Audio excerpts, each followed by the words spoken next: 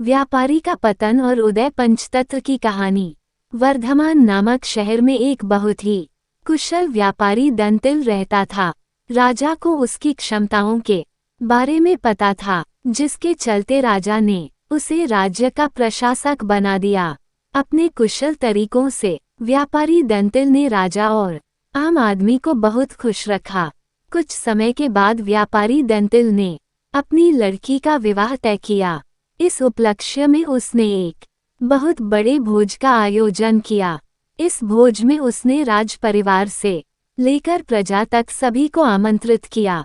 राजघराने का एक सेवक जो महल में झाड़ू लगाता था, वह भी इस भोज में शामिल हुआ, मगर गलती से वह एक ऐसी कुर्सी पर बैठ गया जो केवल राज परिवार के लिए रखी हुई थी। सेवक को उस कुर्सी पर बैठा देखकर व्यापारी दंतिल को गुस्सा आ जाता है और वह सेवक को दुत्कार कर वह वहां से भगा देता है।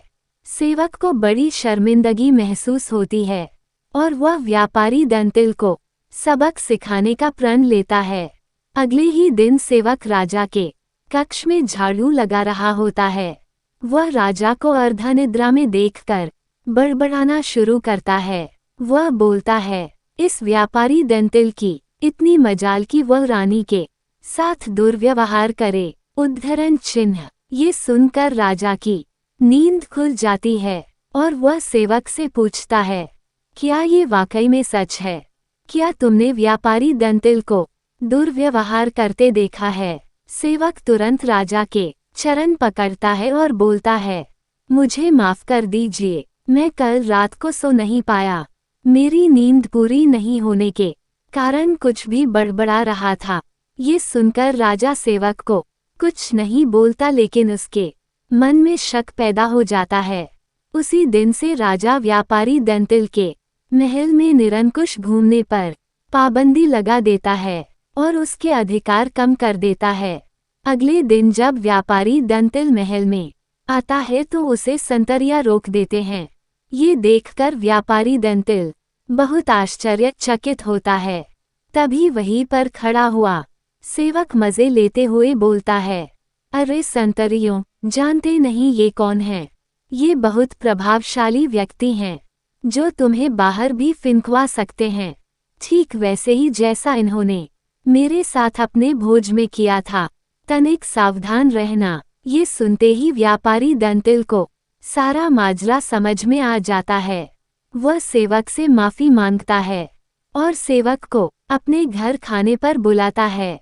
व्यापारी दंतिल सेवक की खूब आवभगत करता है। फिर वह बड़ी विनम्रता से भोज वाले दिन किए गए अपमान के लिए क्षमा मांगता है और बोलता है कि उसने जो भी किया गलत किया।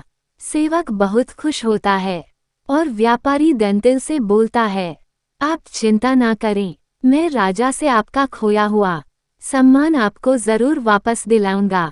अगले दिन राजा के कक्ष में झाड़ू लगाते हुआ सेवक फिर से बड़बड़ाने लगता है, हे भगवान, हमारा राजा तो इतना मूर्ख है कि वह गुस्लखाने में खीरे खाता है। ये सुनकर राजा क्रोधित हो जाता है और बोलता है, मूर्ख, तुम्हारी ये हिम्मत! तुम अगर मेरे कक्ष के सेवक ना होते तो तुम्हें नौकरी से निकाल देता। सेवक फिर राजा के चरणों में गिर जाता है और दोबारा कभी ना बड़बड़ाने की कसम खाता है। राजा भी सोचता है कि जब यह मेरे बारे में इतनी गलत बातें बोल सकता है तो इसने व्यापारी दंतिल के बारे में भी गलत बोला होगा। राजा सोचता है कि उसने बेकार में व्यापारी दंतिल को दंड दिया। अगले ही दिन राजा व्यापारी दंतिल को महल में उसकी खोई प्रतिष्ठा वापस दिला देता है। सीख। व्यक्ति बड़ा हो या छोटा, हमें हर किसी के साथ समान भाव से ही पेश आना चाहिए।